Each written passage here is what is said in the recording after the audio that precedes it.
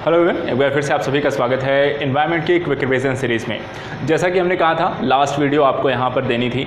आज हम यहाँ पर क्लाइमेट चेंज को लेकर स्टडी करेंगे। ये लास्ट आपका टॉपिक है, इसी को लेकर हम यहाँ पर स्टडी करने जा रहे हैं। इसके अंतर्गत यहाँ पर हम जलवायु परिवर्तन की स्थितियों को समझेंगे, साथ ही यहाँ पर जलवायु परिवर्तन से संबंधित समस्याओं पर नज़र डालेंगे।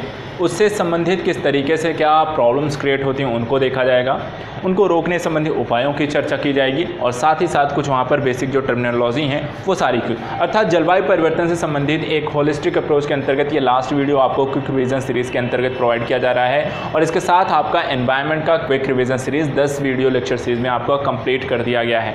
अब आपकी बारी होगी कि यहाँ पर जिन्होंने पहली वीडियो अगर ये देख रहे हैं तो उनको काम करना है 1 से लेकर 10 तक की सभी वीडियोज़ देख लेंगे तो आपको एनवायरनमेंट के मोस्टली क्वेश्चन आप यहाँ पर एग्जाम में कर सकते हैं। करंट का क्योंकि सिनेरियो है वहाँ पर चीज़ें अलग होती हैं, बाकी जितना बेसिक चीज़ें हैं आपको एडवांस लेवल की चीज़ें इकोनॉमिक एनवायरनमेंट में आती हैं वो सभी हमने यहाँ पर कवर कर ली हैं। तो चलिए स्टार्ट करते हैं, ज़्यादा समय नहीं लेते हैं और स्टडी करते हैं कि क्या है आज के क्विक रिवीजन सीरीज़ के अंतिम टॉपिक में। सबसे पहले समझते हैं यहाँ पर क्लाइमेट चेंज, ये टॉपिक है आपका। जलवायु परिवर्तन कहते किसको हैं? तो जलवायु परिवर्तन का तात्पर्य क्या है? मौसम प्रतिरूप में लंबे समय तक के परिवर्तन को हम कहते हैं जलवायु परिवर्तन। भौगोलिक स्तर पर देखा जाए जैसे कि मौसम में परिवर्तन में क्या आता है, ओला, वर्षा, तापमान और इत्यादि चीज़ों को लेकर बाढ़, सूखा जैसी स्थितियां जो क्रिएट होती हैं, जो मौसमी और भौगोलिक जो प्रक्रियाएँ होती हैं जो काफ़ी दीर्घकालिक अवस्था के पश्चात उसमें जो परिवर्तन देखने को मिलता है। जैसे कि अभी बरसात का जो समय होता है, जो बारिश का समय होता है वो आपको पता है जून से यहाँ पर स्टार्ट हो जाता है, मिड जून से स्टार्ट होता है और यहाँ पर लास्ट में आपका सितंबर तक चलता है। इसी तरह ठंडी का जो महीना आता है वो आपको वहाँ पर हम देखें तो अक्टूबर से स्टार्ट होता है, उसके बाद नवंबर से स्टार्ट होता है, नवंबर, दिसंबर, जनवरी, फरवरी के 4 मंथ होते हैं। लेकिन जलवायु परिवर्तन के कारण ये जो मौसम है आपके, ये मौसम क्या होते हैं, धीरे धीरे इनके समय कालों में कमी आती है। जैसे कि अभी आप ठंडी का जो महीना देखें, हम भारत की अगर बात करें तो जो ठंड का जो महीना है, जो 4 महीने हैं, वहाँ पर आपको जो मोस्टली जो ठंड का जो अनुभव होता है वो शायद 2 महीने ही होता है। उन 4 महीनों में बाकी आपको ठंड का उतना अनुभव होता नहीं है। एग्जैक्टली जो कड़ाके की जो ठंड होती है, जो महीना होता है वो दिसंबर और जनवरी का ही होता है। नवंबर और फरवरी का जो महीना होता है वो बेसिकली वहाँ पर उतनी ठंड होती नहीं है। तो इसी तरीके के जो परिवर्तन आते हैं उसी को हम जलवायु परिवर्तन कहते हैं। अब इसको समझने के लिए यहाँ पर जलवायु परिवर्तन के संकेतकों को हम यहाँ पर देखते हैं कि ऐसे संकेतक क्या होते हैं जिसके माध्यम से एक आपको पता चलता है कि वहाँ पर कोई चीज़ बदल रही है या किसी चीज़ में कोई परिवर्तन आया है, कोई नई चीज़ आई है। तो कुछ संकेतकों के माध्यम से हम समझ सकते हैं कि हाँ, जलवायु परिवर्तन में आपको क्या क्या संकेतक, क्या क्या यहाँ पर परिवर्तन है। जैसे कि जैविक के आधार पर कुछ जैविकी संकेतक होते हैं जिसमें वनस्पति संकेतक और आपके प्राणी संकेतक हैं। जैसे पौधों के जीवाश्म, वृक्ष के तने और उन पे उनके स्थित जो आपके वलय होते हैं, जब आप पेड़ को काटेंगे तो वहाँ पर गोलानुमा एक आपको संरचना देखने को मिलती है जिसको वहाँ पर वलय कहते हैं, जिससे उनकी आयु की गणना की जाती है। इसी तरीके से प्राणीजात संकेतक में प्राणी जो होते हैं अर्थात जीव जंतु जो हैं, जीवाश्म हैं, जो उनके जीवाश्म कहने का मतलब जो काफ़ी लंबे समय के पश्चात उनके जीवों के किसी अंश की प्राप्ति को कहते हैं। जंतुओं का विवरण एवं विस्तार किस क्षेत्र में कितने पाए जाते हैं। तो जैसे कि विस्तार की ही बात करें एग्जाम्पल के रूप में समझने के लिए कि मान लीजिए कोई जैसे शेर होते हैं या आपके बाघ होते हैं, चीता होते हैं, पहले अगर हम देखें तो आपको विश्व में अलग अलग स्थानों पर वहाँ पे पाए जाते थे। लेकिन आज अगर हम देखें तो शेर और चीते जो होते हैं कुछ ही क्षेत्रों में पाए जाते हैं। जैसे अफ्रीकी चीता जो होते हैं वहाँ पर सिर्फ अफ्रीका में कुछ क्षेत्रों में पाए जाते हैं, भारत में विलुप्त हो चुके हैं। इसी तरह एशियाई जो सिंह है, शेर हैं, वो आपके भारत, गुजरात में पाए जाते हैं। बाकी अन्य चीज़ों पर अगर हम देखें तो ज़्यादातर क्षेत्रों से विलुप्त हैं। तो ये क्या है, इसके आधार पर पता लग जाता है कि जलवायु परिवर्तन किस दौर से हम गुजर रहे हैं और वहाँ पर क्या क्या स्थितियाँ आ चुकी हैं। इसी तरह भौमिकी संकेतक हैं, जैसे हिमानी निर्मित झीलों अवसाद की स्थिति प्राप्त कर चुकी हैं। कोयला अवसादी निक्षेप की स्थितियां वहां पर देखी जा सकती हैं। मृदीय निक्षेप संकेतक वहां पर देखे जाते हैं, लगातार उसका अपर्दन होना, मिट्टी का अपर्दन होने के कारण वहां पर स्थितियां बनती हैं। साथ ही वहां पर उसका मृदा का जो है कह सकते हैं कि उपजाऊ जोपन है वो वहां पर समाप्त हो रहा है। उच्चावच अक्षांशों में हिमानियों के आगे बढ़ने व पीछे हटने के अवशेषी चिन्ह हैं कि मूलतः जो हिमाच्छादित जो क्षेत्र हैं उनमें भी आपको कमी देखने को मिलती है। आर्कटिक क्षेत्र का पिघलना जैसी स्थितियां देख सकते हैं। तो ये क्या है, इन संकेतकों के आधार पर हम पता कर सकते हैं कि यहाँ पर जलवायु परिवर्तन हो रहा है। इसी तरह विवर्तनिक संकेतक भी हैं जिसमें प्लेट विवर्तनिक की घटनाएं होती हैं, प्लेटों का आपस में टकराने की घटनाएं होती हैं। सागर तल में परिवर्तन की स्थितियां देखी जाती हैं। इसी तरीके से हिमी संकेतक में हिमयुग और अंतर हिमयुगों का परिवर्तन, अर्थात हिमयुग आने जब आपका पृथ्वी का एक मैक्सिमम जो पोर्शन है वो हिम युग में अर्थात पूरा हिमाच्छादित हो जाता है, उसे हिम युग कहते हैं। हिम युगों के अंतर हिमयुगों में परिवर्तन अर्थात एक हिमयुग से दूसरा हिमयुग आने के मध्य जो समय लगता है उसको यहाँ पर बोला गया है। तो इसके आधार पर हम हिमीय संकेतकों के आधार पर भी पता लगा सकते हैं। ऐतिहासिक अभिलेखों के माध्यम से बाढ़ और सूखे की स्थितियां कब कब आई, कितने समय के पश्चात आई, उनका भी अंदाज़ा लगाया जा सकता है। तो जलवायु परिवर्तन का पता लगाने के लिए कि जलवायु परिवर्तन कितना हो चुका है या कब से हो रहा है और कितना इसका प्रभाव पड़ता है और किन किन क्षेत्रों पर प्रभाव पड़ता है, हम यहाँ पर जलवायु परिवर्तन के संकेतों के आधार पर इसका पता लगा सकते हैं। इसके बाद अगर हम देखें यहाँ पर जलवायु परिवर्तन को प्रभावित करने वाले आपके कारक क्या क्या हैं। पहला प्राकृतिक कारक कि नेचुरल जो आपके फैक्टर हैं जो कि जलवायु परिवर्तन में एक अहम योगदान करते हैं, अर्थात वो कहीं ना कहीं जिम्मेदार होते हैं कि आपके जलवायु में जो परिवर्तन हो रहा है उसके लिए क्या क्या है। सौर विकिरण में विभिन्नता, जिसके कारण वहाँ पर जो सूर्य की जो कह सकते हैं सूर्य का जो विकिरण होता है अगर उसमें बहुत ज़्यादा विकिरण उत्पन्न होने लगता है तो वहाँ पर पृथ्वी का जो तापमान होता है वो वहाँ पर बढ़ने लगता है, और यदि वहाँ पर सूर्य का विकिरण कम हो रहा है तो पृथ्वी का तापमान आपको घटने लगेगा। तो ये क्या होता है, ये भी एक जलवायु परिवर्तन का कारण बनता है। सौर कलंक चक्र, जो कि सूर्य में काले काले जो धब्बे बनते हैं उसको कहते हैं सौर कलंक चक्र, उनकी स्थितियों में परिवर्तन के कारण भी आपको देखा जाए तो पृथ्वी के तापमान में आपको परिवर्तन देखने को मिलता है। ज्वालामुखी उद्भेदन के कारण वहाँ पर जो धुआं और राख और एरोसोल निकलता है उसके कारण भी क्या होता है कि उसमें सल्फर की कुछ मात्रा निकलती है, और सल्फर जो होता है एक प्रशीतक का काम करता है और ऊपर जाकर वहाँ पर एक ऐसी लेयर बना लेता है जिसके कारण आपके पृथ्वी का जो तापमान है या ज्वालामुखी उद्भेदन जहाँ होता है उसके आसपास का जो तापमान होता है वो गिर जाता है। तो इस तरह की स्थितियाँ जो होती हैं वहाँ पर भी हम देख सकते हैं एक जलवायु परिवर्तन कारक बनता है। वायुमंडलीय गैसीय संयोजन में परिवर्तन, वर्तमान समय में जैसे नाइट्रोजन है, कार्बन डाइऑक्साइड है, ऑक्सीजन जैसी जो वायुमंडलीय गैसें हैं, इसमें मान लीजिए कार्बन डाइऑक्साइड की मात्रा में यदि परिवर्तन होता है तो उसके कारण ग्लोबल वार्मिंग की स्थिति उत्पन्न होती है जो जलवायु परिवर्तन का कारक बनती है। महाद्वीपीय विस्थापन की घटनाएं जो होती हैं, तो क्योंकि अगर एक पूरा का पूरा महाद्वीप ही कहीं विस्थापित होने लगेगा तो उसके कारण उस क्षेत्र में जो भी स्थितियाँ बनी होंगी, जो संरचना होगी वो पूरी तरीके से टूटेगी, बिखरेगी, नई चीज़ें बनेंगी और उसके कारण भी वहाँ पर काफ़ी सारे परिवर्तन देखने को मिलते हैं। तो इस तरीके से प्राकृतिक कारक जो होते हैं वो जिम्मेदार हैं आपके जलवायु परिवर्तन के लिए। इसी तरीके से यदि हम देखें तो आपका मानव जनित कारक भी हैं जो कि कहीं ना कहीं जलवायु परिवर्तन के लिए जिम्मेदार हैं। क्या क्या हैं, जैसे संसाधनों का दुरुपयोग। अगर पृथ्वी पर उपलब्ध जो संसाधन हैं यदि आप उनका अत्यधिक मात्रा में दोहन करते हैं तो उसके कारण क्या होगा, आपको पोल्यूशन जनरेट करेंगे। जैसे कोयला है, कोयला आधारित आप संयंत्र उद्योगीकरण नगरीकरण का आप स्थापना करते हैं, जैसे यहाँ पर नगरीकरण औद्योगिकरण की प्रक्रियाओं को प्रारंभ करेंगे तो आप पोल्यूशन जनरेट करते हैं जो कि आपके कार्बन डाइऑक्साइड की मात्रा बढ़ती है, ग्लोबल वार्मिंग होता है, ईंधन का ह्रास होता है, वहाँ पर निर्वनीकरण की प्रक्रिया, पेड़ों को काटने के कारण जलवायु परिवर्तन वहाँ पर होता है। कार्बन डाइऑक्साइड ग्रीन हाउस गैसों के उत्सर्जन के ज़्यादा उत्सर्जन से जलवायु परिवर्तन की घटनाएं देखी जाती हैं। समताप मंडल में यहाँ पे ओजोन का ह्रास होने की घटनाएं हम देखें, यहाँ पे क्षमता लिखा हुआ है, ये समताप होगा, मिसप्रिंटिंग है। समताप मंडल में ओजोन के क्षरण की स्थितियों को हमने यहाँ पर देखा है। तो ये जो सारी जो घटनाएं हैं वो मानव के द्वारा जनित कारक हैं, तापमान में वृद्धि की घटनाएं, तो ये सब मानव जनित कारक हैं। तो प्राकृतिक और मानव दोनों ही कारक होते हैं जो कि जलवायु परिवर्तन के लिए यहाँ पर जिम्मेदार देखे गए हैं।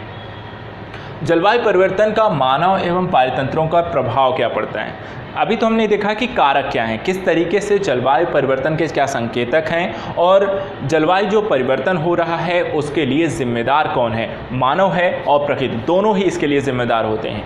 अब अगर यहाँ पर जलवायु परिवर्तन हो रहा है तो उस पर प्रभाव क्या पड़ेगा, खासकर यहाँ पर मानव और पारितंत्र पर। तो देखिए मानव स्वास्थ्य पर इसका क्या पड़ता है, दुष्प्रभाव पड़ेगा।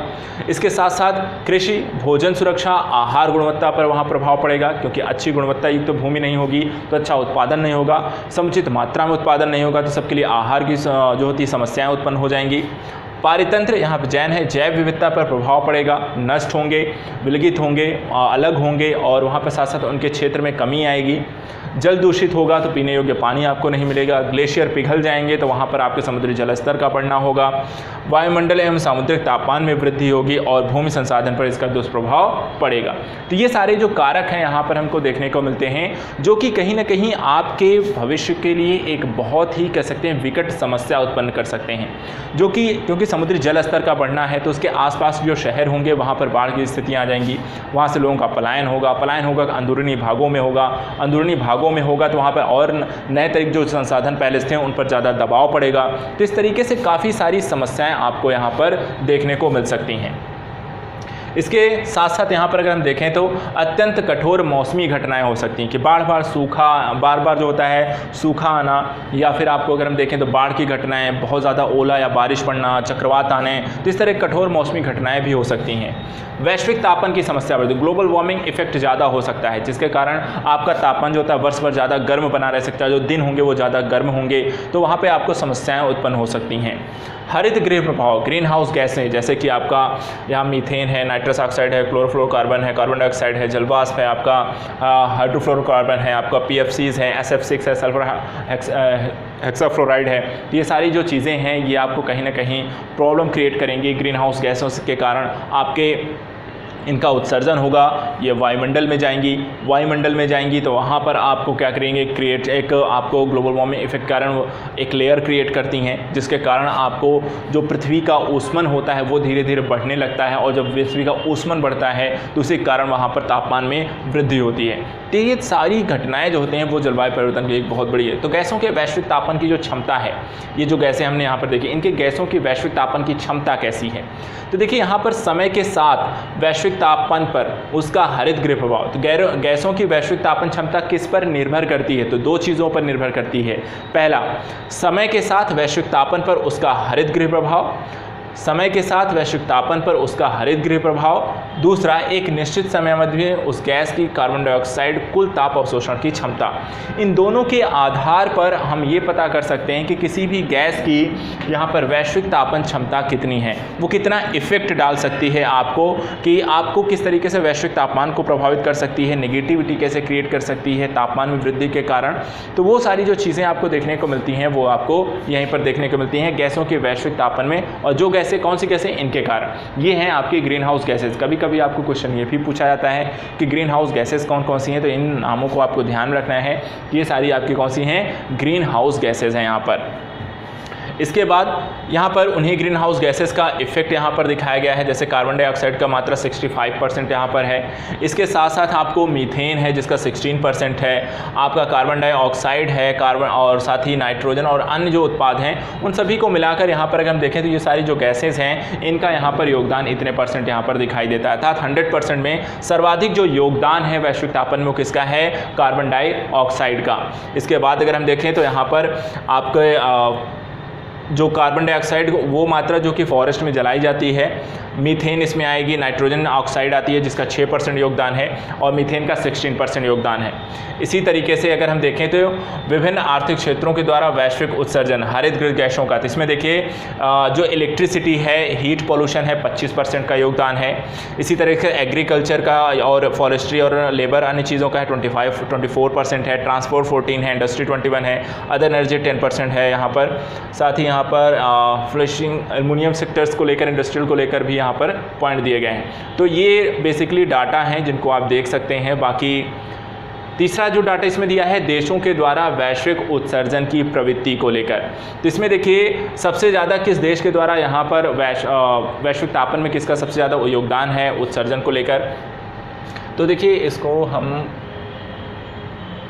यहाँ पर चाइना का 28%, यूनाइटेड स्टेट का 16%, यूएई का 10%, इंडिया का 6%, रशियन फेडरेशन का भी 6%, जापान का 4% और अदर का यहाँ पर 30% है। तो सबसे ज़्यादा चाइना, उसके बाद यूनाइटेड स्टेट है, फिर आपका ईयू है। तो ये सारे देश यहाँ पर आपको दिखाई देते हैं। एट द लास्ट अगर हम यहाँ पर देखें तो एक डाटा और इसमें दिखाई देता है कि भारत के विभिन्न क्षेत्रों के द्वारा हरित गृह गैसों का उत्सर्जन कितना है। भारत में सबसे ज़्यादा किस क्षेत्र में हरित गृह गैसों का उत्सर्जन किया जाता है, तो एनर्जी सेक्टर में 61% है, लैंड यूजेस के 1% है, एग्रीकल्चर 28% है और इंडस्ट्रियल सेक्टर का 8%। तो सबसे बड़ा जो योगदान है एनर्जी का है और उसके बाद अगर हम यहाँ पर देखें तो एग्रीकल्चर 28 है और इंडस्ट्री का 8% है। वेस्टेज भी यहाँ पर 2% दिखाई देता है। तो भारत के विभिन्न क्षेत्रों में हरित गृह गैसों में सबसे ज़्यादा योगदान किस क्षेत्र का है वो हमने यहाँ पर देख लिया है। चलिए अब कुछ और तथ्यों के बारे में जानकारी लेते हैं। अब इनको रोकने के लिए एक समिति गठित की गई जिसको उन्होंने बोला था IPCC। IPCC जो थी वो एक जलवायु परिवर्तन पर अंतर सरकारी पैनल इसको बोला जाता है। 1988 में UNEP और WMO के द्वारा इसकी स्थापना की गई थी। IPCC काम क्या करती है? IPCC नियमित तौर पर जलवायु परिवर्तन संबंधी वैज्ञानिक रिपोर्ट, जिसे वो मूल्यांकन रिपोर्ट के नाम से जानी जाती है, उसे वो प्रस्तुत करते हैं। तो जलवायु परिवर्तन संबंधी वो एक मूल्यांकन रिपोर्ट प्रस्तुत करते हैं। अब तक कितनी रिपोर्ट प्रस्तुत की जा चुकी हैं? तो 5 रिपोर्ट प्रस्तुत की जा चुकी हैं। छठी आपको 2021 में आने वाली है।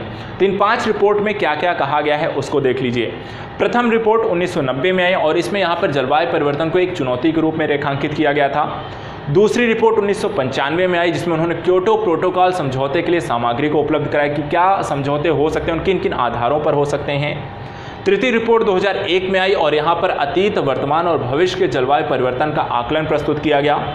चतुर्थ रिपोर्ट 2007 में बहुत ही इंपॉर्टेंट रही क्योंकि इसके लिए इन्हें नोबेल प्राइज़ भी मिलता है। इसमें क्या किया गया था कि विकास नीतियों एवं समन तथा अनुकूलन के मध्य संबंधों द्वारा जलवायु परिवर्तन के एकीकरण पर ध्यान दिया गया था और 2007 में इसके लिए इन्हें नोबेल प्राइज़ भी दिया गया था, शांति का नोबेल प्राइज़।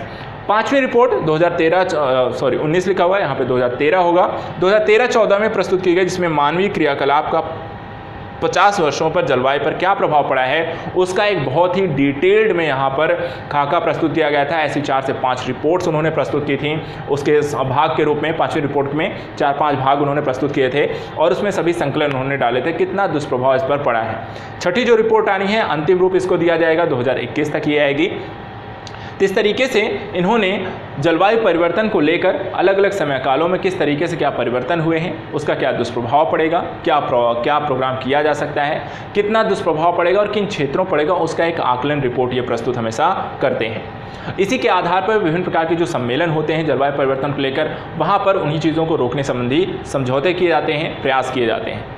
जलवायु परिवर्तन समन के लिए रणनीतियाँ क्या हैं, अर्थात कम करने के लिए, मिटिगेट करने के लिए वहाँ पे पॉलिसीज़ क्या हैं, तो क्या क्या किया जा सकता है। उन्नत व हरित तकनीकी आधारित ऊर्जा आपूर्ति, उन्नत व हरित तकनीकी आधारित ऊर्जा आपूर्ति सुनिश्चित की जाए। हाइब्रिड व इलेक्ट्रिक परिवहन को आगे बढ़ाया जाए। हरित तकनीकी आधारित भवन निर्माण को विकसित किया जाए। जैविक कृषि को बढ़ावा दिया जाए जहाँ केमिकल फर्टिलाइजर्स का यूज़ ना हो और वनीकरण व वृक्षारोपण कार्यक्रमों में वृद्धि की जाए। यदि हम इन कार्यक्रमों को अपनाते हैं तो कहीं ना कहीं जलवायु परिवर्तन की समस्या ऐसी नहीं कि अचानक से बंद हो जाएगी, होगी, लेकिन कहीं ना कहीं जो प्रक्रिया है जिस तीव्र गति से वो आगे बढ़ रही है उस पर हम जरूर अंकुश लगा सकते हैं। समन रणनीतियों के अंतर्गत कुछ चीज़ें और आती हैं, कुछ टॉपिक्स आते हैं जिनको आपको पढ़ना समझना चाहिए।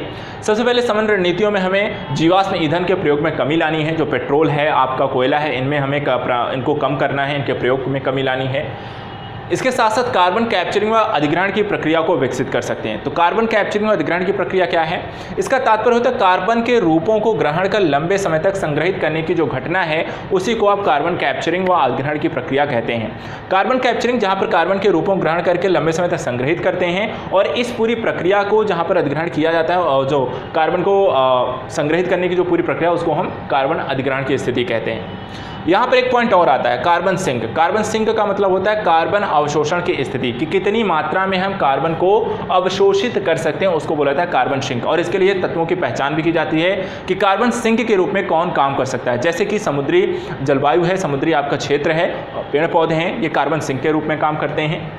कार्बन अधिग्रहण के चरण कितने हैं, अर्थात ये जो हमने अभी प्रक्रिया समझी कि कार्बन के रूपों का ग्रहण कर लंबे समय तक संग्रहित करना है, तो ये करेंगे कैसे? तो इसके 3 अलग अलग चरण हैं। पहले चरण में पकड़ना व अलग करना, अर्थात कार्बन डाइऑक्साइड को वायुमंडल से वहाँ पर अन्य गैसों से अलग करना है। दूसरा, उसको उस स्थान के लिए परिवहित करना है जहाँ पर उसे संग्रहित करना है। और तीसरा, उस स्थान पर ले जाकर उसे संग्रहित कर देना है। ज़्यादातर कोयला खदानों में, पेट्रोलियम प्राकृतिक गैसों के क्षेत्रों में, भूमिगत क्षेत्रों में यहाँ पर इसको संग्रहित करने की बात की जाती है। इसके अलावा एक पॉइंट आता है कार्बन फर्टिलाइजेशन। कार्बन फर्टिलाइजेशन का मतलब होता है कि कार्बन डाइऑक्साइड को धरती के अंदर पहुंचाने की विधि, जिसके माध्यम से हम वहां पर एक बेहतर भूमि की प्रक्रिया के जैसे कार्बन डाइऑक्साइड की आपूर्ति को उसको सुनिश्चित कर सकें। तो ये तो तात्पर्य हो गया, कार्बन कैप्चरिंग का मतलब समझा, कार्बन सिंक, कार्बन चरण और कार्बन फर्टिलाइजेशन। कार्बन कैप्चर को समझने के साथ साथ इसके लाभ और हानि को भी समझ लीजिए। लाभ क्या क्या हैं और हानियाँ क्या क्या हैं। लाभ क्या है? इस तकनीकी युक्त पावर प्लांट के कारण कम से कम वातावरण का 80 से 90% कार्बन डाइऑक्साइड के उत्सर्जन में हम कमी ला सकते हैं। तो अगर हम कार्बन कैप्चर वाली प्रक्रिया को आधार बनाकर पावर प्लांट विकसित करते हैं तो उससे कम 80 से 90% वातावरण में कार्बन डाइऑक्साइड के युक्त तो कम कर सकते हैं। आईपीसीसी के अनुसार भी 2100 तक ईस्वी तक उत्सर्जन में कमी सीसीएस आधे से अधिक योगदान कर सकता है। अर्थात आईपीसीसी ये कहती है कि हमें 22वीं जो सदी प्रारंभ होगी उससे पहले तक हमें जो लक्ष्य प्राप्त करने हैं वहाँ तक अगर हम देखें तो जितना लक्ष्य निर्धारित करना है उसका आधे से अधिक जो योगदान है वो कार्बन कैप्चरिंग वाली सिस्टम हमें करके दे सकती है। ऑलरेडी यूएसए, यूके, फ्रांस द्वारा इसका प्रयोग किया जा रहा है, लेकिन इसके साथ साथ इसके कुछ नुकसान भी हैं। जैसे अम्लीय गैस प्रदूषकों में वृद्धि होने की संभावना व्यक्त की गई है। कार्बन डाइऑक्साइड कैप्चर है, ज़्यादा ऊर्जा की हमें आवश्यकता होगी, तो इतनी ऊर्जा आपके पास होनी चाहिए, वहाँ पर इतने रिसोर्स होने चाहिए आपके पास एनर्जी के।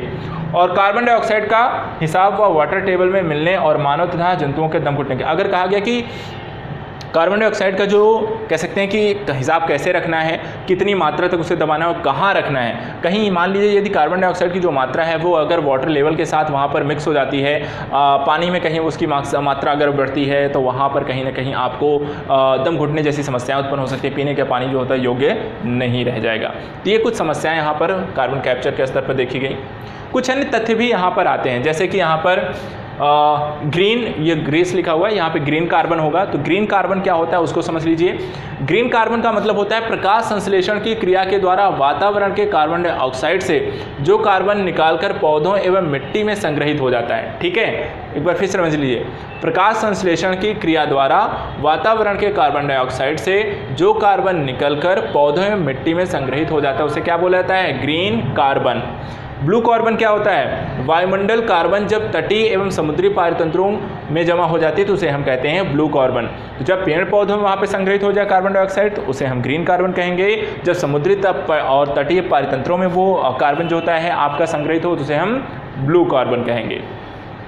एक और टर्म आता है इसी में, कार्बन क्रेडिट की अवधारणा। तो कार्बन क्रेडिट क्या होता है? एक व्यापार योग्य प्रमाण पत्र। कार्बन क्रेडिट क्या है? एक व्यापार योग्य प्रमाण पत्र है और जो धारक को 1 टन कार्बन डाइऑक्साइड के वैश्विक तापन क्षमता के बराबर अन्य हरितगृह गैसों के उत्सर्जन का अधिकार देता है।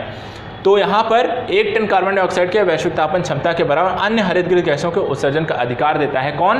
Carbon credit. कार्बन क्रेडिट एक मूल रूप से क्या है? आपका एक व्यापार योग्य प्रमाण पत्र है। उसके बाद भारतीय कार्बन क्रेडिट के खरीदार, मूलतः भारत के पास जो अपना कार्बन क्रेडिट कार्ड है और कार्बन क्रेडिट है वो सेल आउट कर देते हैं। किसको सेल आउट करते हैं? यूरोपीय देश, जापान और ऑस्ट्रेलिया को मुख्यतः करते हैं। और ऐसा तब होता है जब आपके पास जितना कार्बन क्रेडिट है कि आप इतना उत्सर्जन कर सकते हैं कार्बन और आप वहाँ पर उत्सर्जन नहीं कर पा रहे हैं तो आप उसको क्या कहते हैं? सेल आउट कर देते हैं दूसरे देश को। तो वो देश अपने में उतनी ही मात्रा में और अधिक कार्बन उत्सर्जन कर सकता है और उसके बदले वो आपको तकनीकी हस्तांतरित कर सकता है। तो उसके लाभों के संदर्भ में वही आपको यहाँ पर लाभ भी मिलेंगे। तो कार्बन ट्रेडिंग के लिए कि जो आपके पास कार्बन है आपको सेल करना है दूसरे को, तो इसके लिए एक बाजार भी क्रिएट किए गए हैं। कौन कौन से बाजार आते हैं? जैसे शिकागो क्लाइमेट एक्सचेंज, इसी तरह यूरोपीय क्लाइमेट एक्सचेंज। तो ये दो अलग अलग ऐसे 2-3 और भी हैं। तो कार्बन ट्रेडिंग के वैश्विक बाजार मंच भी हैं जहाँ पर अलग अलग देश अपने एक दूसरे से कार्बन की ट्रेडिंग करते हैं और उसके लिए जो बाजार भी बनाए गए हैं। लाभ और हानि क्या है कार्बन ट्रेडिंग के, इसको भी समझ लीजिए। कार्बन क्रेडिट के लाभ क्या है? पहला, पंजीकृत कार्बन उत्सर्जन की कमी वाली कंपनियों को बेहतर प्रौद्योगिकी का लाभ मिल जाएगा। तो यहाँ पर सबसे पहला लाभ किसको मिलने वाला है? पंजीकृत, यहाँ पर जो कंपनियाँ हैं जो कार्बन उत्सर्जन की कमी करती हैं तो ऐसी प्रौद्योगिकी कंपनियों को यहाँ पर लाभ मिलेगा। प्रौद्योगिकी का इससे हस्तांतरण बढ़ेगा, अर्थात विकसित देशों से विकासशील देशों के तहत प्रौद्योगिकी हस्तांतरण होगा। विदेशी निवेश यहाँ पर इसके माध्यम से बढ़ेगा। जैसे भारत ने अपना कार्बन ट्रेड कर दिया है तो उसके बदले उसे पूंजी मिलेगी तो निवेश यहाँ पर भारत में बढ़ेगा। लेकिन इसके साथ साथ क्या है? हानि भी है। हानि क्या है? जलवायु विनाशक अधिकार खरीदने का एक सीधा सा सस्ता सा रास्ता उपलब्ध करा दिया जाएगा कि यहाँ पर जो कार्बन उत्सर्जन की कमी का हम प्रयास कर रहे हैं तो ऐसे देश जो कि अगर सभी देशों को, कई ऐसे देश हैं, अब मान लीजिए अफ्रीकी ज़्यादातर जो गरीब देश हैं, संसाधन संपन्न नहीं हैं, वो उत्पादन नहीं कर पा रहे हैं, तो यूरोपीय देश और आपके अमेरिका जैसे जो देश हैं वो उनसे कार्बन ट्रेडिंग करके और अधिक मात्रा में कार्बन उत्सर्जन करते रहेंगे। तो ये इस तरीके से जलवायु परिवर्तन की जो कोशिश है एक तरीके से उसको रोकना है, क्लाइमेट चेंज जो समस्याएं हैं वो नहीं रोका जा सकेगा। साथ ही जटिल प्रक्रिया, विदेशी अदाकारों द्वारा घरेलू उद्योगों पर हावी होने की घटनाएं इस तरीके से बढ़ेंगे कि तकनीकी हस्तांतरण के माध्यम से वो ये भी कहें कि हमें हिस्सा भी चाहिए, हम आपके यहाँ निवेश कर रहे हैं, साथ साथ हम वहाँ पे प्रॉपर्टी क्रिएट करेंगे, आपके बाजार हिस्सेदारी भी हमें वहाँ पर एक समझौता या व्यापार के संबंधी कर सकते हैं। तो ये भी एक समस्या हो सकती है कि विदेशी जो कंपनियां हैं वो घरेलू उद्योगों पर हावी हो सकती हैं। राष्ट्रीय विकास रणनीति पर इसका विपरीत प्रभाव पड़ सकता है। तो ये सारी चीज़ें हैं जो कार्बन क्रेडिट के लाभ और हानि के संदर्भ में देखी जाती हैं। तो कार्बन क्रेडिट कभी आपको आए तो इसको यहाँ पर आपको लिखना है। इसी तरह एक टॉपिक आता है कार्बन ट्रेडिंग। तो कार्बन क्रेडिट की खरीद व बिक्री, जो कार्बन क्रेडिट अभी हम पढ़ा, जब आप उसकी जो खरीद बिक्री करते हैं उसको कार्बन ट्रेडिंग का नाम दिया जाता है। ये 1970 में, ये थ्योरी नहीं है, ये थ्योरी होगा यहाँ पर, एक मिसप्रिंट है समटाइम, यहाँ पर ध्यान नहीं दिया गया है। तो कार्बन 1970 में कार्बन ट्रेडिंग की यह अवधारणा विकसित की गई। इसके दो अलग अलग प्रकार हैं, ठीक है। इसके कौन से? इसके दो अलग अलग प्रकार हैं। पहला है उत्सर्जन व्यापार, अर्थात प्रदत्त उत्सर्जन सीमा से कम उत्सर्जन को बेचने की अनुमति, ठीक है। प्रदत्त उत्सर्जन सीमा से कम उत्सर्जन को बेचने की अनुमति है। दूसरा समायोजन व्यापार है, किसी अन्य स्थान पर दमन के उत्सर्जन में कमी लाने हेतु वित्तीय प्रोत्साहन। तो किसी अन्य स्थान पर दमन के उत्सर्जन में कमी लाने हेतु जो वित्तीय प्रोत्साहन दिया जाता है उसे वो समायोजन व्यापार करते हैं। तो इस तरीके से दो तरीके से यहाँ कार्बन ट्रेडिंग की जाती है। अब इसमें समझ लीजिए कार्बन उत्सर्जन और कार्बन समायोजन के तरीके क्या हैं। जैसे कि कार्बन उत्सर्जन किसके माध्यम से होगा? औद्योगिक, वाहन और पेड़ों की जो कटाई होगी, वनों की कटाई होगी, उसके माध्यम से आपका कार्बन उत्सर्जन होगा। और कार्बन समायोजन कैसे होगा? वन प्रबंधन, अर्थात वन लगाना, पुनर्नवीनीकरण करना, पुनर्वनीकरण करना, यहाँ पर वनी ना होगा, पुनर्वनीकरण करना, वैकल्पिक ऊर्जा के स्रोतों को वहाँ पर खोजना और उसको वहाँ पर लागू करना। इस तरीके से कार्बन समायोजन होगा और ये कार्बन उत्सर्जन के तरीके हो गए। इसके बाद अगर हम यहाँ पर देखें तो कार्बन क्रेडिट विक्रय प्रोजेक्ट क्या है? कार्बन क्रेडिट विक्रय प्रोजेक्ट, तो यहाँ पर देखिए भारत के पास कुछ यहाँ पर कार्बन क्रेडिट संबंधित किस तरीके से व्यापार करना और किन किन क्षेत्रों में करना है उसके लिए उनके पास अपने कुछ प्रोजेक्ट्स हैं। जैसे पवन फॉर्म है जो जीवाश्म ईंधन का प्रतिस्थापन करेगा। घरेलू उपकरण परियोजना उन्होंने प्रारंभ की है, जो कि गैस चूल्हा और अन्य जो उत्पाद आप यूज़ करते हैं तो वहाँ पर उसका किस तरीके से कार्बन कम उत्सर्जन करने वाले हों। भूमि भराव की स्थितियाँ, कार्बन क्रेडिट जो ज़्यादा कार्बन है उसको संग्रहित करने के लिए भूमि भराव की स्थितियों को लागू किया जाएगा। और यहाँ पर run of the river hydro project, जिसपे कि आपको बांध जो बनाए जाते हैं जिसपे आपको जल विद्युत परियोजनाएं संचालित करनी है, तो उन्हें किस तकनीक के run of the river hydro project के तौर पर उन्हें विकसित करना है। तो इस तरीके से यहाँ पर कुछ प्रोजेक्ट चलाए गए हैं। साथ ही कार्बन टैक्स लगाया जाता है। कार्बन टैक्स क्या होता है? हरित गृह गैस प्रदूषण पर लगने वाला एक शुल्क है। क्या है? हरित गृह गैस, जो ग्रीन हाउस गैसेज हैं उन पर जिसके कारण जो प्रदूषण होता है उनको रोकने के लिए यहाँ पर लगाया गया एक शुल्क है। UNFCCC के उपभाग 6A के 19 में यहाँ पर इसका वर्णन दिया गया है। इसके साथ साथ यहाँ पर कैप एंड ट्रेड सिस्टम भी है। एक और चीज़ है कैप एंड ट्रेड सिस्टम। ये क्या है? सरकारें उद्योगों के कार्बन प्रदूषण के सभी स्तरों पर एक उच्चतम सीमा का निर्धारण करती हैं। तो सभी जो सरकारें होती हैं, जो उद्योगों के द्वारा कार्बन प्रदूषण होता है वो कितना कर सकती हैं इसको निर्धारित करने की वहाँ पर उच्चतम सीमा को निर्धारित करती हैं।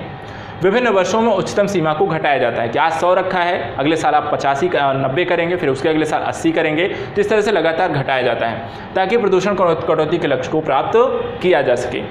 कार्बन टैक्स के कुछ स्वरूप अगर हम देखें तो भारत में कोल सेस लगाया जाना, पेट्रोल व डीजल पर एक्साइज ड्यूटी है कार्बन टैक्स के उदाहरण के तौर पर आप देख सकते हैं। अगर आपको कभी इस तरह का उत्तर लिखना है, एग्जाम्पल आए, क्वेश्चन पूछा जाए तो आपको ये पता होना चाहिए। इसके बाद एक टॉपिक आता है भू अभियांत्रिकी। भू अभियांत्रिकी क्या है? पृथ्वी के वातावरण को ठंडा करना, पृथ्वी के वातावरण को ठंडा करना, पर्यावरण क्षति की पूर्ति एवं पृथ्वी को रहने लायक बनाना है। ठीक है। इसके अंतर्गत दमन उत्सर्जन की मात्रा कम करना एवं वातावरण में उत्सर्जित गृह गैसों को हटाने की प्रक्रिया यहाँ पर इसके अंतर्गत संचालित की जाती हैं। तो जो आपका कार्बन उत्सर्जन की मात्रा है उसको कम करना है और जो भी कार्बन आपका वायुमंडल में उसको हटाने के लिए जो प्रक्रिया अपनाई जाती है उसे हम कहते हैं भू अभियांत्रिकी के अंतर्गत, ताकि वहाँ पर पृथ्वी का जो वातावरण है वो ठंडा बना रहे और पर्यावरण की जो क्षति है वो भी ना हो और कम किया जा सके। अब इसके लिए यहाँ पर देखिए तो भू अभियांत्रिकी के विभिन्न पहलू हैं। देखिए यहाँ पर तकनीकी दी है, उसके उद्देश्य दिए हैं और इसका खतरा यहाँ पर बताया गया है। पहली तकनीक दी है वायुयाने से सल्फर डाइऑक्साइड का छिड़काव करना, जिसके माध्यम से पृथ्वी के एल्बिडो प्रभाव को बढ़ाकर तापमान में कमी द्वारा पृथ्वी को ठंडा कर सकते हैं। लेकिन इससे क्या होगा, अम्ल वर्षा में योगदान व पौधों के प्रकाश संश्लेषण प्रक्रिया को प्रभावित कर सकता है। तो एक अच्छी चीज़ है तो दूसरा बुरी भी एस्पेक्ट है। दूसरा प्रभाव हम ये कर सकते, दूसरा काम क्या कर सकते हैं कि अंतरिक्ष में शीशों की स्थापना कर सकते हैं। किसकी स्थापना? शीशों की स्थापना। इससे क्या होगा, आने वाली सौरिक विकिरण के कुछ प्रतिशत को परावर्तित करना, जिससे वैश्विक तापमान में थोड़ी कमी आए। लेकिन इससे क्या होगा, काफ़ी महंगा है, इसे स्थापित करने में उच्च ऊर्जा क्षमता की आवश्यकता है, इसमें कई खरब मिरर लेंस की आवश्यकता पड़ेगी। तो यहाँ पर इसकी अलग खर्चों के कारण यह समस्या उत्पन्न हो जाएगी। तीसरा यहाँ पर उपाय है जहाज़ों के द्वारा बीजन करना, सीडिंग प्रक्रिया। इसमें क्या है, हवा के नमक जल को पंप के द्वारा महीन छिड़काव, ताकि बादल निर्माण को प्रोत्साहित किया जा सके एवं बादल सूर्य प्रकाश को परावर्तित कर सकें। अब इसमें नुकसान क्या है कि मौसम द्वारा प्रभावित होने की आशंका, कि मौसम के कारण वहाँ पर ये सारी चीज़ें जो होती हैं तय समय से वहाँ पर काम नहीं करेंगी।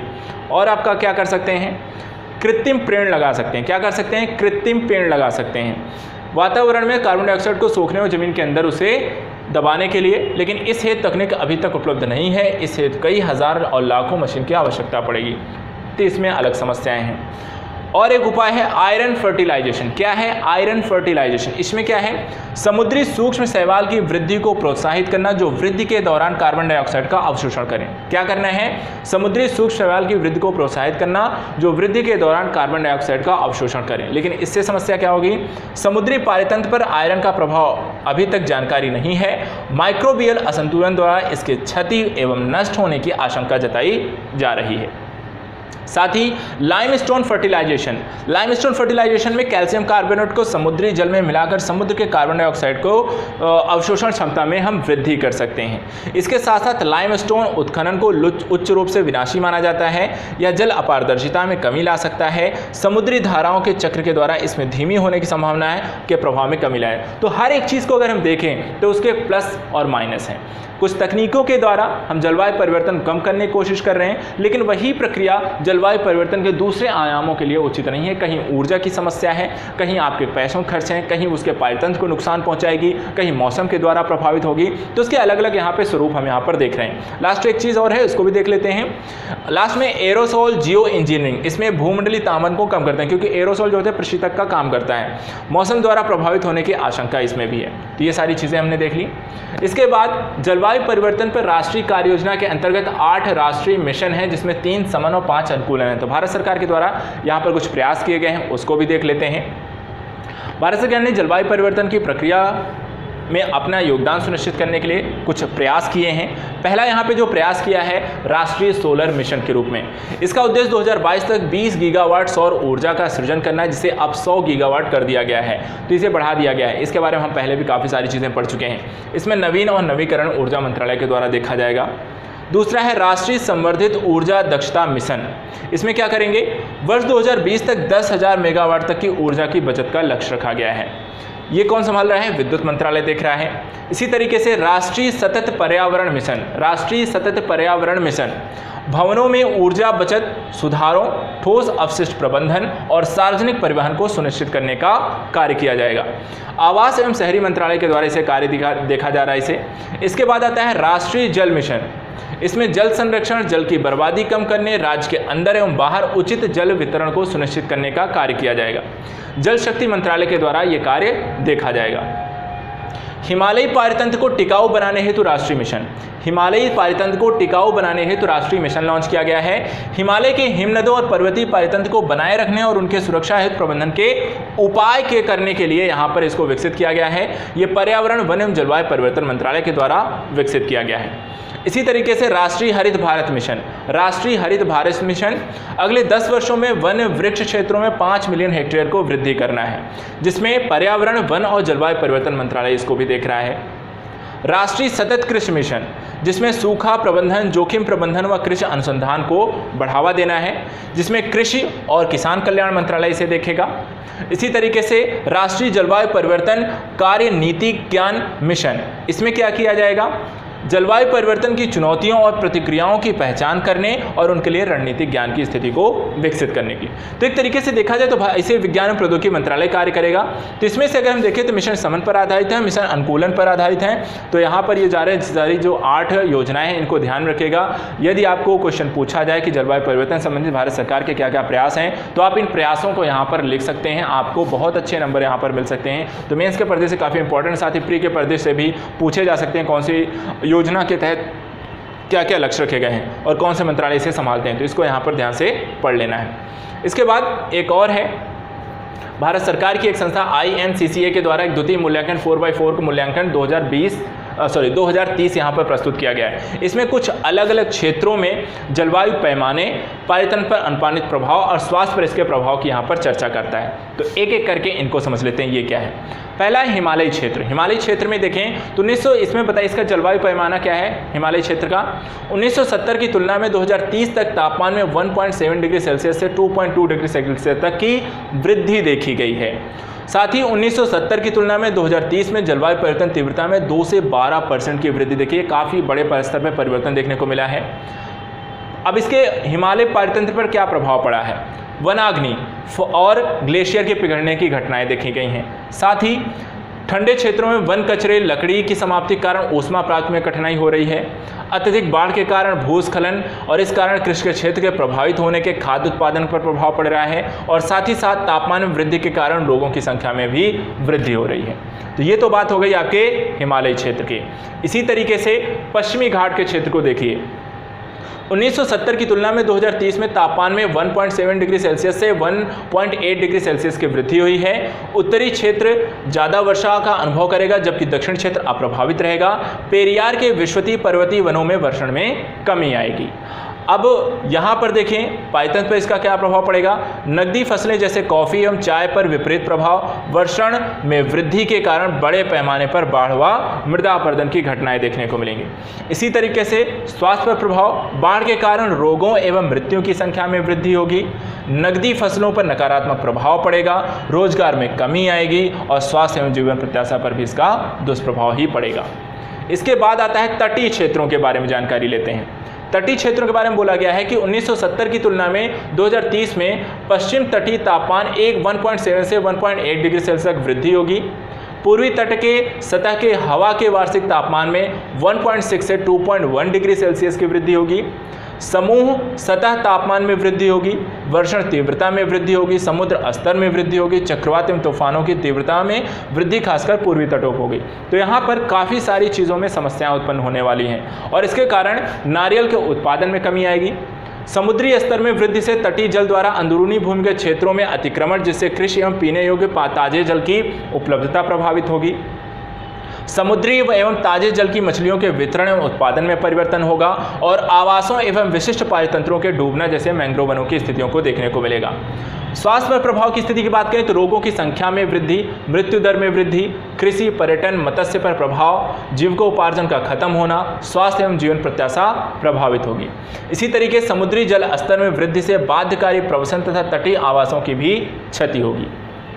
इसके साथ साथ यहाँ पर हम देखें तो उत्तर पूर्वी भारत की स्थिति को अगर आप देखें, उत्तर पूर्वी भारत में सतह तापमान में 1.8 से 2.1 डिग्री सेल्सियस का अनुमान है। शीत वर्षण में कमी आएगी, ग्रीष्म वर्षण में वृद्धि होगी, रात्रि के समय में तापमान में वृद्धि होगी। कृषि उत्पादकता के लाभ का अनुमान, लेकिन धान उत्पादन नकारात्मक प्रभाव, मृदा अपरदन कारण चाय रोपण प्रभावित और ग्रीष्म वर्षण कारण सतह जल एवं भूस्खलन में वृद्धि होगी। इसी तरह स्वास्थ्य पर भी निगेटिव इम्पैक्ट पड़ता हुआ दिखाई देता है। क्या क्या है यहाँ पर,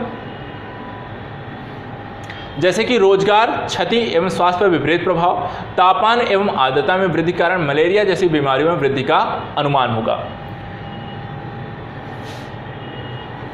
इसी तरीके से अगर हम देखें तो UNFCCC हेतु राष्ट्रीय संचार, इन्होंने कुछ तो अपने तरीके से जिसे नेटकॉम की संज्ञा दी है उसके अंदर कुछ पॉइंट बताए हैं, जैसा कि यहाँ पर मोटे मोटे तौर पर मैं बता दूँ, जैसे कि मानव जनित उन सभी हरितगृह गैसों के उत्सर्जन स्रोत एवं सिंकों द्वारा निष्कासन हेतु एक राष्ट्रीय विस्तृत सूची बनाना है, मॉन्ट्रियल प्रोटोकॉल द्वारा नियंत्रित नहीं है, कॉन्फ्रेंस ऑफ पार्टीज द्वारा प्रोत्साहित एवं स्वीकृत तुलनीय तरीकों का उपयोग करते हुए तैयार करना है। तो सभी देशों को अपने अपने स्तर पर यहाँ पर मानव जनित जो सभी हरितगृह गैसों के निष्कासन संबंधी सूची बनानी है और उसके आधार पर क्या प्राप्त करना है, कैसे प्राप्त करना है, उसको तैयार करना है। कन्वेंशन के क्रियान्वयन हेतु पार्टी द्वारा उठाए गए कदमों एवं परिकलित कार्यों का एक सामान्य विवरण प्रस्तुत करना है। अन्य कोई सूचना जिसे पार्टी कन्वेंशन के उद्देश्यों को उपलब्धि हेतु प्रासंगिक मानता हो एवं इसके संचार में समावेशन हेतु उचित हो का संचार करने की बात करता है। इसके अतिरिक्त विकासशील देशों की प्रतिबद्धताओं की बात करता है, जैसे स्रोतों द्वारा जीएचसी उत्सर्जन एवं सिंक के द्वारा अवशोषण की विस्तृत सूची देते हुए राष्ट्रीय संचार तैयार करने की बात की गई है। प्रतिबद्धताओं के क्रियान्वयन हेतु परिकल्पित एवं उठाए गए कदमों का सामान्य विवरण का प्रस्तुत करना है। उपयुक्त विकास गतिविधियों को प्रारंभ करना है।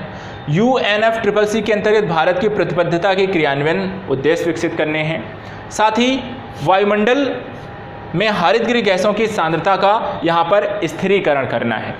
और क्या करना है, काफ़ी सारी चीज़ें आती हैं इसमें, जैसे जलवायु तंत्र के साथ खतरनाक मानवीय दखलंदाजी को रोकना है, संपोषणी तरीके से आर्थिक विकास को सुनिश्चित करना है। भारत का नेटकॉम, जैसे राष्ट्रीय संचार भारत का कहा गया है, तो भारत का नेटकॉम या राष्ट्रीय संचार क्या है, जैसे कि कन्वेंशन के प्रावधानों के कार्यान्वयन हेतु भारत ने UNFCCC के लिए प्रारंभिक राष्ट्रीय संचार 2002 में से शुरू किया है। UNDP नई दिल्ली और उसके सक्रिय गतिविधियों कार्यक्रम GFF ग्लोबल एनवायरनमेंट फैसिलिटी द्वारा विषय वित्त पोषित किया गया है। भारत ने कन्वेंशन के अनुच्छेद 12 के अनुसार UNFCCC के प्रारंभिक राष्ट्रीय संचार को शुरू किया है। GHC की विस्तृत सूची इसमें तैयार की जाएगी। अनुमानों की अनिश्चितता में कमी लाने हैं, जलवायु परिवर्तन के कारण सुभेद्यता मूल्यांक, अनुकूलन हेतु व्यापक वैज्ञानिक एवं प्रौद्योगिकी अभ्यासों पर यहाँ पर विचार किया जाएगा। तो जलवायु परिवर्तन को रोकने के लिए, ग्रीन हाउस गैस के प्रभाव को रोकने के लिए उनकी एक सूची तैयार करना और उनके लिए कार्यकरण नीतियाँ तैयार करने के लिए ये सारा यहाँ पर एक नेटकॉम संचार राष्ट्रीय संचार इसे विकसित किया गया भारत सरकार के द्वारा। इसमें देखिए अनुसंधान संस्थान होंगे, प्रौद्योगिकी संस्थान, विश्वविद्यालय, सरकारी विभाग, गैर सरकारी संगठन, निजी संगठन सभी मिलकर यहाँ पर इस पर कार्य करेंगे। अब कार्य क्या क्या करेंगे उसे देख लेते हैं। देखिए यहाँ पर भारत के नेटकॉम के 3 अवयव हैं। पहला है GHG की विस्तृत सूची। ग्रीन हाउस गैसों की विस्तृत सूची क्या है, जैसे हरितगृह गैस की एक विस्तृत सूची तैयार करना है, अनिश्चितता में कमी लाना है और डेटा सेंटर एवं वेबसाइट क्रिएट करना है। इसी तरीके से क्षमता निर्माण पर काम करना है। क्षमता निर्माण किन चीज़ों के लिए, प्रतिरक्षण एवं सलाहकारी कार्यशाला के लिए, मॉडलिंग प्रयास के लिए, मापन क्षमता को मजबूत करने के लिए और लक्षित अनुसंधान प्रस्ताव के लिए। साथ ही कन्वेंशन के क्रियान्वयन के लिए भी कार्य करना है, जिसमें सुभेद्यता एवं अनुकूलन का मूल्यांकन करना है, संपोषणी विकास एवं निगरानी तंत्र हेतु नीति विकल्प को सुनिश्चित करना है और मीडिया के द्वारा जन जागरूकता को भी विकसित करना है। इसके अतिरिक्त अगर हम देखें तो नेटकॉम को तैयार करने का दृष्टिकोण क्या है, यहाँ पर अगर हम देखें तो 1994 के लिए GHG की व्यापक विस्तृत सूची का विकास, विश्वसनीयता को बढ़ाने के लिए GHG उत्सर्जन की अनिश्चितता में कमी करना। GHG मतलब ग्रीन हाउस गैसेस। निम्नलिखित सम्मेलनों के द्वारा राष्ट्रीय संस्थानों एजेंसियों का क्षमता निर्माण करना, जैसे कि सलाहकारी सम्मेलन, योजना एवं प्रशिक्षण कार्यशालाएं, जलवायु परिवर्तन मुद्दों एवं विकासीय आर्थिक प्रक्रियाओं के बीच संबंध विकसित करने हेतु नीति निर्माताओं, योजना निर्माताओं एवं अनुसंधानकर्ताओं की भागीदारी, आगे के लिए जलवायु परिवर्तन संबंधित क्षेत्रों में लक्षित अनुसंधान के लिए भारतीय एवं क्षेत्रीय जरूरतों को स्पष्ट करना। ये सारा काम यहाँ पर इसके अंतर्गत किया जाएगा। लास्ट में कुछ पॉइंट और हैं, जैसे कार्य कार्यक्रम विचार। कार्य कार्यक्रम विचार के अंतर्गत 1994 आधार वर्ष हेतु व्यापक विस्तृत सूची का विकास, इसके विश्वसनीयता में सुधार, मुख्य उत्सर्जन स्रोतों के श्रेणियों GHG उत्सर्जन गुणांक के अनिश्चितता में कमी को अपरिहार्य बनाएगा। कन्वेंशन के क्रियान्वयन हेतु उठाए जाने वाले मुख्य कदमों की पहचान करना और विशिष्ट जरूरतों पर सूचना के लिए प्रस्तुतिकरण हेतु सुभेद्यता व अनुकूलन मूल्यांकन करना। तो यहाँ पर ये सारा काम आपको नेटकॉम के अंतर्गत किया जाएगा। नेटकॉम के बारे में यहाँ पर सारी विस्तृत सूची मैंने पूरा दे दिया है, इसको आप एक बार देख भी सकते हैं यहाँ पर, और ये सारा कुछ आप पढ़ सकते हैं। बाकी जो सूची रहेगी ये PDF आपको एग्जाम इंडिया ऐप पर मिल जाएगी, वहाँ पर सारी चीज़ों को स्टडी कर सकते हैं। तो ये एट द लास्ट जलवायु परिवर्तन को लेकर कुछ सम्मेलन भी हुए हैं, जैसे पेरिस सम्मेलन हुए हैं और मॉन्ट्रियल, सारी चीज़ें, तो इनको लेकर आप स्टडी हमने पिछले भी लेक्चर में की थी। लास्ट में हमने पर्यावरण सम्मेलन को लेकर एक डिस्कशन किया था, जिसमें प्रमुख सम्मेलनों से संबंधित कब हुआ था और उसके प्रमुख तत्व क्या थे, उनकी सूची हमने देखा था। फिर भी लास्ट में मैंने यहाँ पे सूची ऐड कर दी है, आपको पढ़ना हो तो वहाँ पर आप इसे देख सकते हैं। कौन कौन से हैं? Kyoto protocol, Rio de Janeiro है, बाली सम्मेलन है, कोपेनहेगन है, डरबन है, लीमा है, कोपिस। लास्ट में यहाँ पेरिस वाला ही ज़्यादा पूछा था, बाकी सारी चीज़ें बहुत पुरानी हो गया और पेरिस के बारे में हमने पढ़ लिया। तो इस तरीके से एनवायरनमेंट को लेकर आज हमने यहाँ पर अंतिम video lecture series quick revision series के अंतर्गत कंप्लीट कर ली। आज आपका यहाँ पर क्विक रिवीजन सीरीज के अंतर्गत एनवायरनमेंट का टॉपिक कंप्लीट हो गया है। अब आपका काम है इसे, अगर आप पहली बार देख रहे हैं तो इसे पूरा कंप्लीट करना। नेक्स्ट हम पॉलिटी के आपका क्विक रिवीजन सीरीज स्टार्ट करेंगे, तब तक आप इसे, जिन्होंने देखा है तो बहुत अच्छी बात है, जो नहीं देखा है तो वन से लास्ट तक इसे देख लिया। Thank you so much.